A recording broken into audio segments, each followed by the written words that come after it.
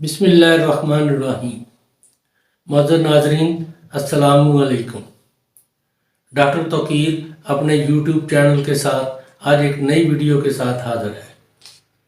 नाजरीन, आज जो मैं आप लोगों को नुस्खा बता रहा हूँ वो एक बेहतरीन चूरन यानी कि मुगलिज और ममसिक है, और ये जनाना बांझपन के लिए भी बेहतरीन चूरन है। ये चूरन मुगलिज और ममसिक होने के साथ उम्दा किस्म की कब्ज़ कुशा और हाजम भी है।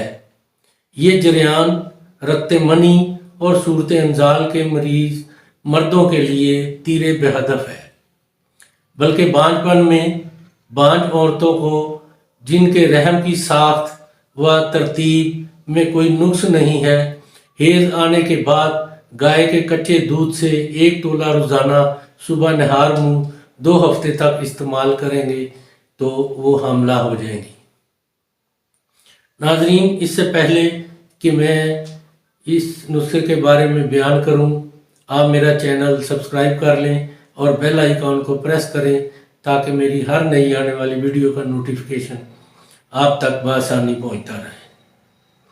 आपने नाजरीन पीपल का पका हुआ फल यानी कि पीपल के पके हुए फल जो साया में खुशक करदा हो, वो आपने 250 ग्राम लेकर बारीक पीस कर उनको छान लें और ये चूरन तैयार है आपका।